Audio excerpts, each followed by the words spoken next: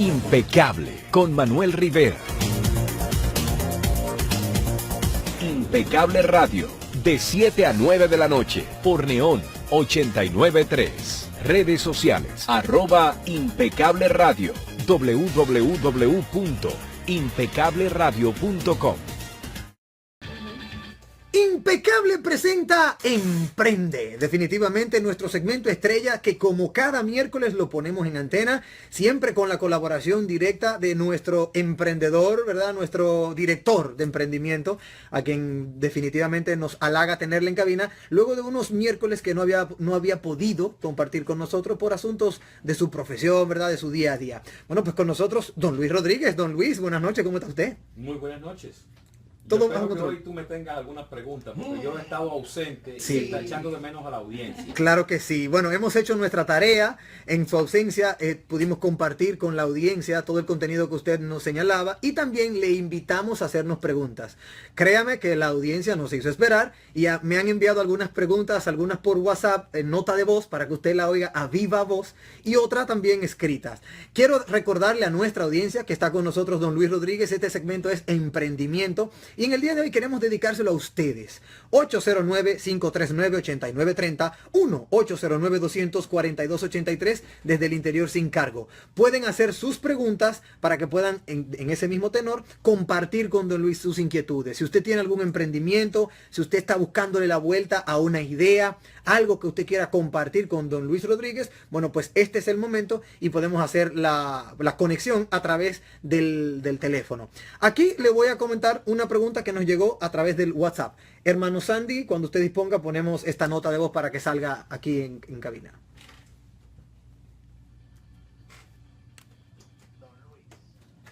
¿Qué características debe tener un emprendedor y qué cualidades debe reunir un emprendimiento? Esa es una de las preguntas que nos llegan a nuestro WhatsApp. Bien, y yo creo que el tema de las cualidades lo hemos estado trabajando con los hábitos. Sí. De los hábitos se desprenden las cualidades. Pero primero vamos a entender que el emprendimiento y el emprendedor son tan diversos y tan originales como cada persona. Okay. O sea, cualquier persona tiene algo o varias cosas que lo hacen extraordinario y especial. Lo que pasa es que para percibir eso tenemos que estar conscientes, que es uno de los hábitos del emprendedor, estar conscientes. La conciencia genera un valor extraordinario porque nos permite percibir lo que ocurre en nuestro entorno. No solamente nosotros mismos, que es el primer área de observación del emprendedor, sino las demás personas. Sobre las características de un emprendimiento, hemos sido bastante consistentes de que un emprendimiento tiende a resolver un problema o a mejorar la solución de un problema que ya tiene solución. Yo les mencionaba como ejemplo en la última charla, en el material que les mandé, Sí. les decía que el caso de Uber, que es un caso que lo estamos viviendo como un ejemplo de emprendimiento y tecnología, realmente no crea nada nuevo. Uber nos crea una plataforma y facilita el servicio de taxi. Sí, cierto.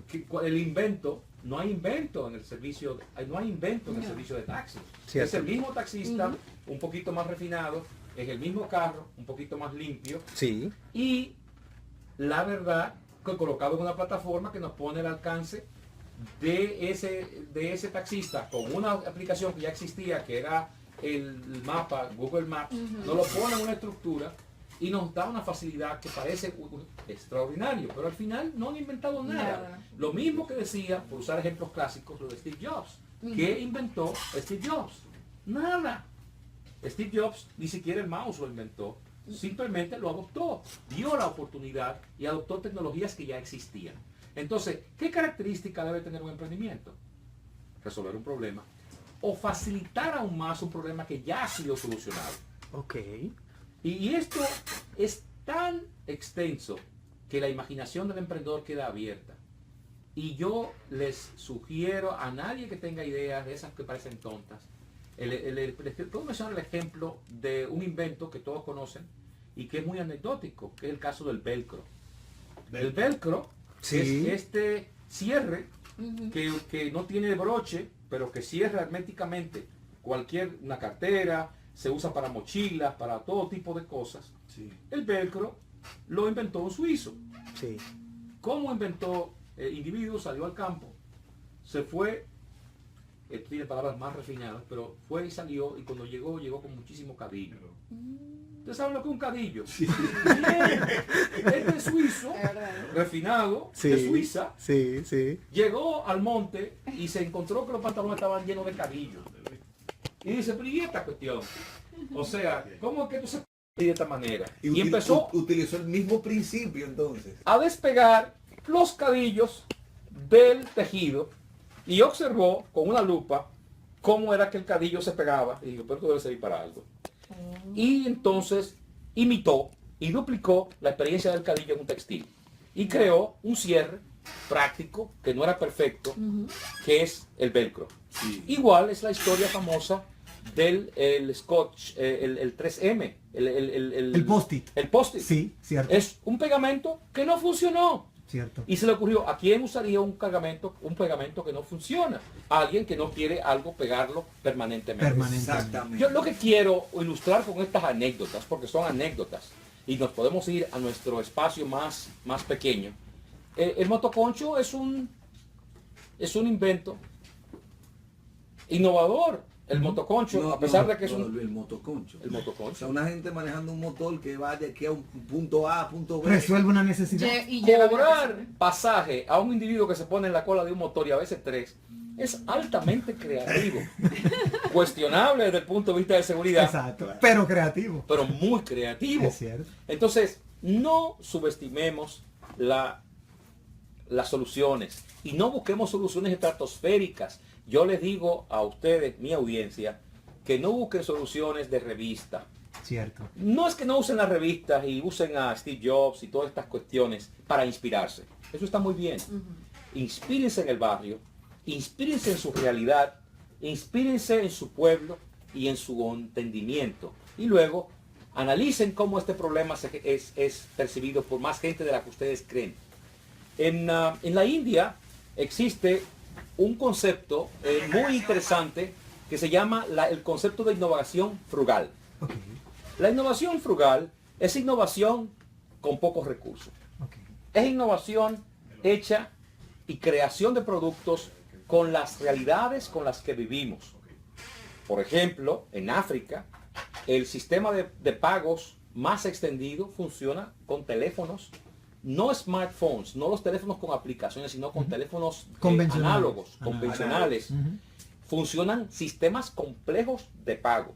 Se manda dinero, se recibe dinero y se ahorra dinero en todo el continente africano a través de aplicaciones que funcionan, o sea, desde sistemas que Análogos. funcionan en teléfonos análogos. Es así. La banca en África, en los sitios donde no accesan la banca, se hace a través de estos teléfonos. Yo lo que estoy diciendo es, un emprendimiento, la mayor característica es que resuelve un problema y no subestimen el problema que resuelven. Desde el motoconcho a mandar dinero en un sitio donde no hay bancos, Excelente. con un teléfono que no es un smartphone. Para que vean. Tenemos una llamada telefónica, don Luis. Adelante, Randall. Bien, buenas noches, hermano Randall. Un placer escucharte. Bienvenido a tu programa. Muchas gracias, Randall. A ver. Ujú.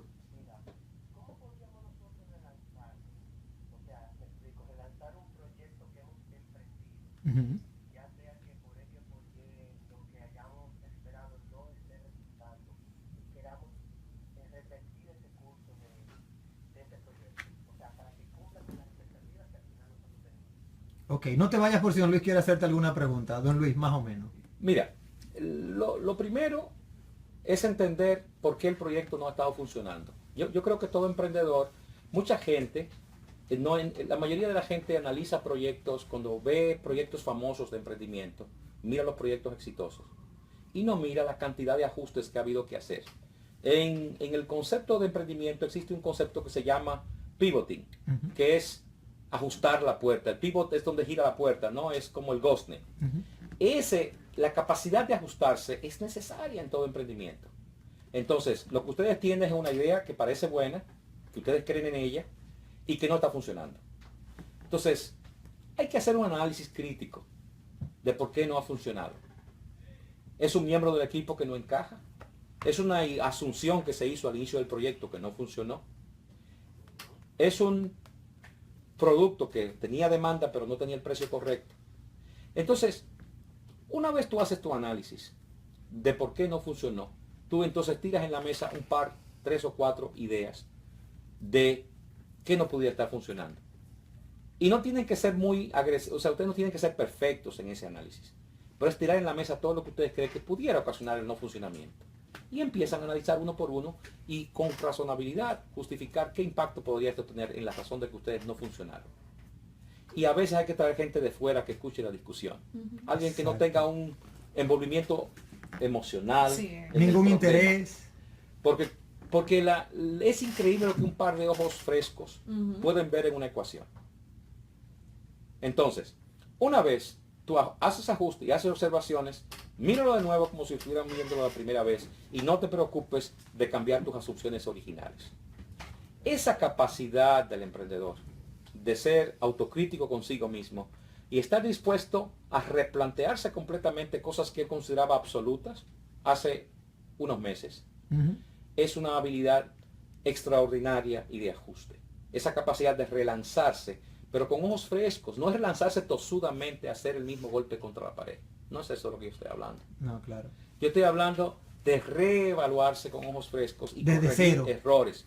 Y con la intención de entender que no se trata de no fracasar, se trata de fracasar rápido y barato. Es verdad. Mira, Sí, me es gustó, verdad. me gustó ese A dato. mí también. Fácil y barato. Bueno, muchísimas gracias, Randall. Si tiene alguna otra inquietud, aquí está con nosotros. Bueno, gracias, hermano Randall. Mira, muy buena respuesta. Aquí tenemos también a través de las redes sociales, don Luis, nos dice Fico Núñez, que reside en Miami, que no hay ideas tontas. Recuerden que alguien en una reunión sugirió que hicieran una película sobre tiburones y tornados. Y así nació Charnado y ya van 5 películas. Dice aquí. Charnado. Eso, tú sabes que hoy también hablamos de cine, ¿verdad? Entonces tenemos otra inquietud a través de WhatsApp. Vamos a ponerla en antena, hermano Sandy, para que usted nos permita que la audiencia también la escuche.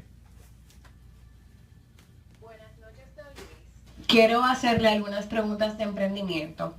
A veces el miedo, ¿por qué no nos deja enfocarnos en lo que queremos lograr?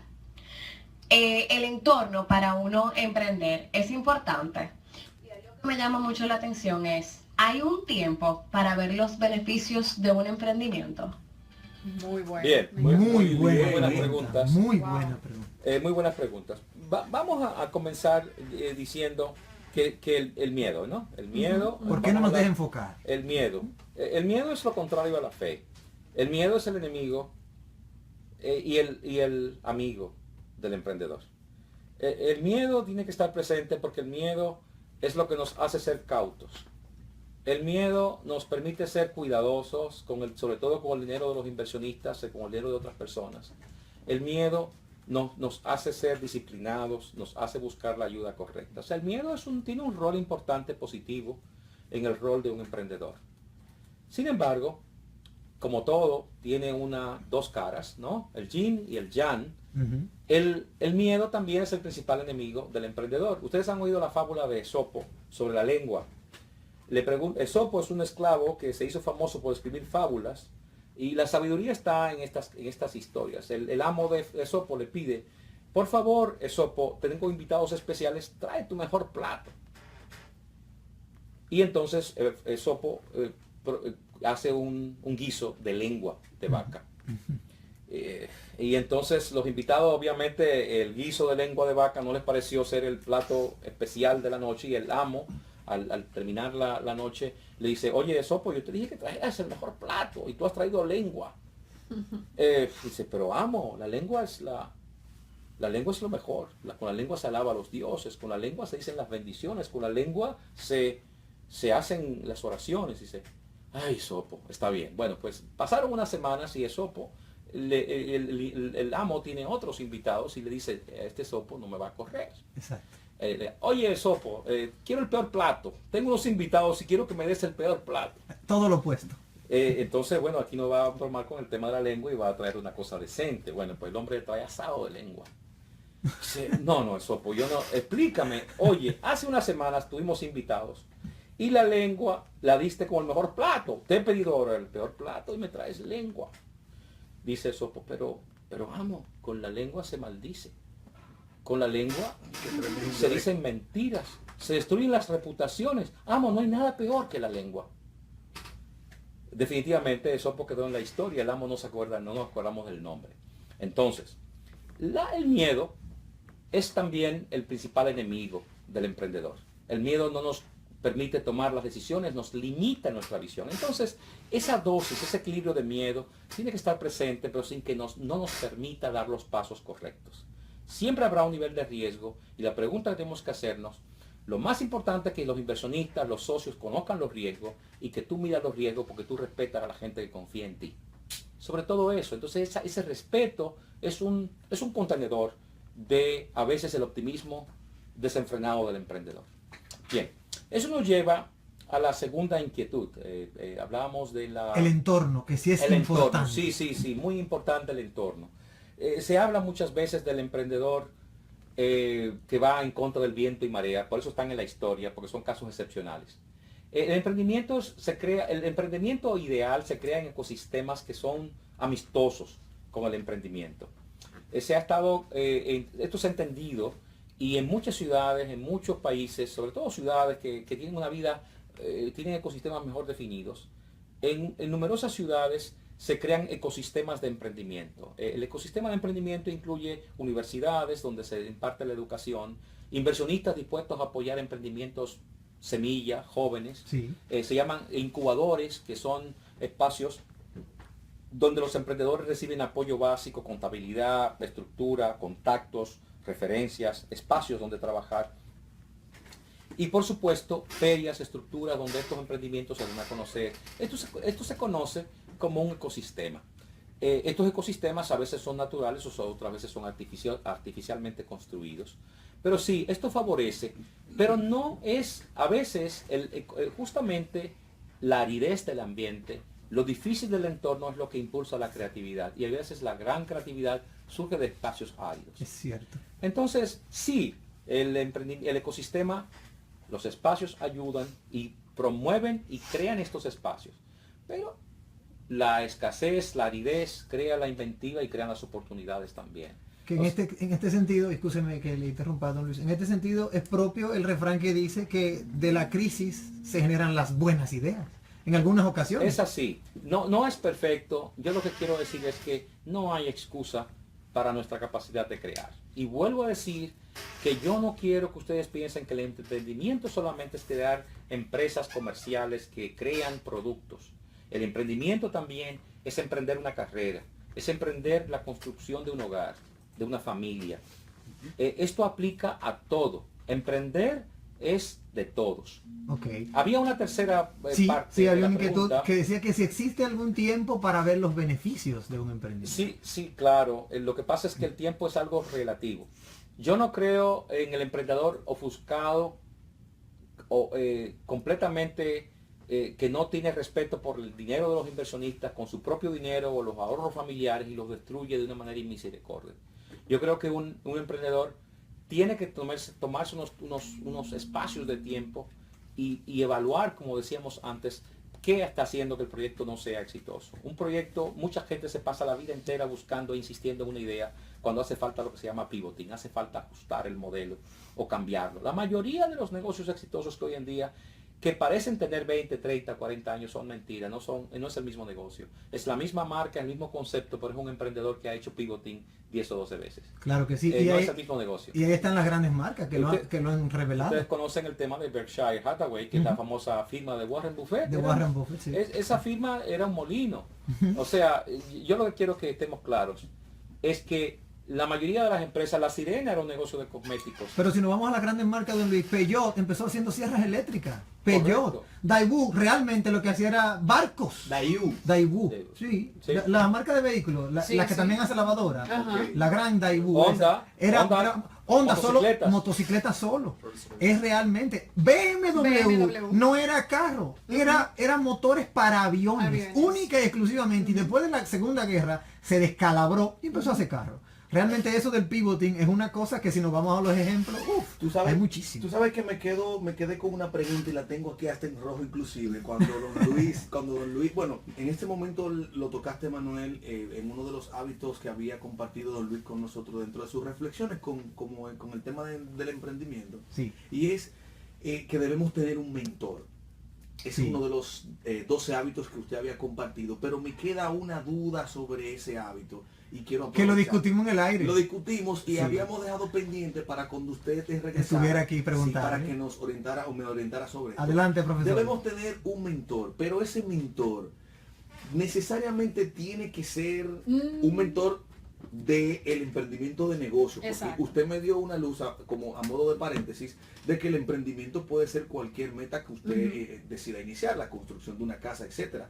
Pero cuando hablamos de un emprendimiento, de un negocio, un mentor puede venir de cualquier lado. Es decir, yo puedo buscar un mentor, si voy a construir blog, yo puedo buscar un mentor que fabrique zapatos.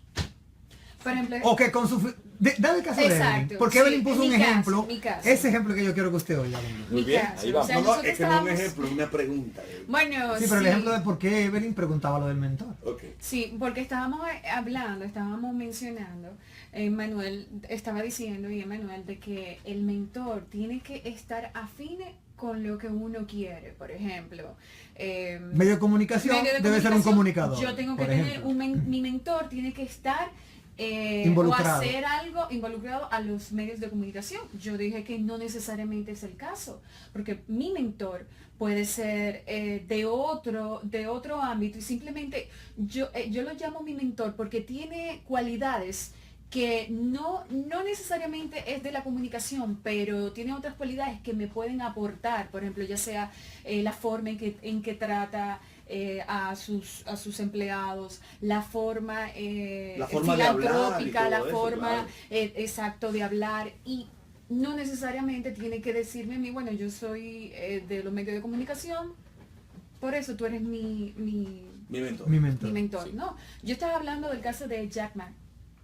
No sé, Jack Ma es el de Alibaba. es el de Alibaba. Sí. Y aunque yo lo considero mi mentor, pero aunque yo no tenga nada que ver con lo que él hace, o sea, uno escucha a ese señor y es una cosa increíble. O sea, él habla cómo él trata, el trato a las personas. Entonces ahí cómo surge- él creció, o sea, cómo él llegó a ser lo que es. Entonces, para mí, eso sí es un mentor. Entonces ahí surge y unimos esa pregunta con la siguiente. Entonces el mentor, tú debes tener contacto con él, Exacto. debes conocerlo, o puede ser para mí un mentor. Un pensador. Barack Obama puede ser mi O mentor. en mi caso. O Mahama O Gandhi. Mahatma Gandhi. Exacto. A ver, don Luis. Ok, primero, en la vida de todos nosotros siempre van a haber muchos mentores, no uno. Ujú. El tema de la mentoría va a tener muchas características. Entonces, y va a depender mucho. Lo más importante que hace un mentor para nosotros es proveer guía e inspiración. Entonces, la guía e inspiración puede ser nuestra madre, nuestro padre, un tío, un hermano, el pastor de la iglesia o un sacerdote, Jack Ma, Por ejemplo. Warren Gracias, Buffett. gracias. Barack No, Obama. no necesariamente las biografías son una de las fuentes típicas. En el pasado las comunicaciones no eran tan fáciles como ahora y la gente vivía lejos. Los libros servían de contacto. Las grandes biografías siempre han servido de mucha inspiración a mucha gente y han sido de ejemplo e inspiración. A veces lo que una persona necesita, por ejemplo, tú hablabas de la comunicación. Un gran comunicador tiene las dotes probablemente de comunicar y tiene el drive, pero tiene la inseguridad. Entonces, alguien que le diga que esa persona pueda inspirarse y ver la persistencia, la disciplina o los elementos esenciales. La inspiración va a depender mucho de nuestras fortalezas, debilidades y nuestro significado. Y esa búsqueda de significado va a ser tan especial o diferente.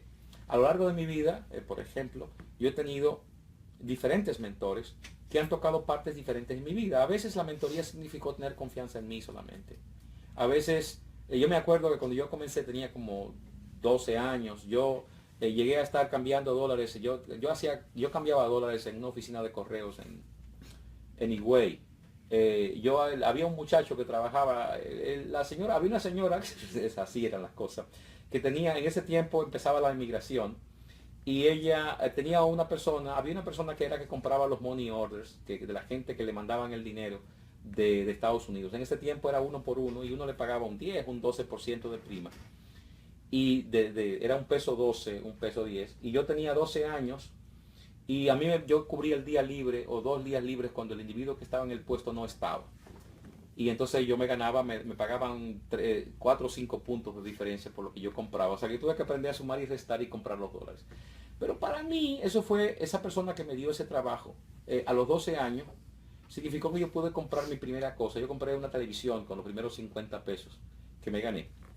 Y esa confianza que me dio, el que me dieran un fajo de billetes, yo no sé si era mucho, debe ser 200, 300 pesos, no sé, 500 pesos, no sé, no era mucho dinero. Y me pensaran que yo, un muchacho de 12 años, podía comprar dólares a una gente que yo no conocía y negociarlo en una oficina de correos en un pueblo.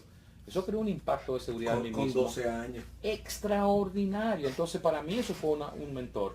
Yo lo que quiero decir es que sí, los mentores van a venir de todos los tipos y muchos de estos mentores van a ser virtuales, o va a ser una biografía, o va a ser una persona que nos genera admiración y nos crea la dirección de movimiento hacia las áreas que nosotros nos permiten buscar nuestra definición en un emprendimiento. Excelente. Don Luis, la gente nos está escribiendo, está muy contenta. De hecho, me acaban de enseñar su respuesta anterior que la escribieron, la anotaron. Aquí tenemos una última, por cuestión de tiempo, tenemos una última inquietud que vamos a poner en antena para que usted escuche, don Luis, esta nota de voz. Distinguido señor Luis, le tengo una pregunta que me parece interesante para mí. Conozco, para no decir, bueno, hasta yo mismo me incluyo, ¿a qué se le debe realmente su éxito, el suyo?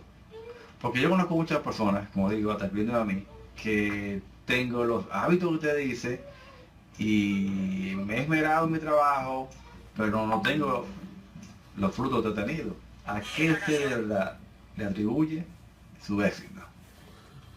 Bueno, la definición de éxito es muy personal. Primero, tú vas a encontrarte en la vida gente muy exitosa que va a percibirse a sí mismo como fracasados. O vas a conseguir gente fracasada que cree que es exitosa.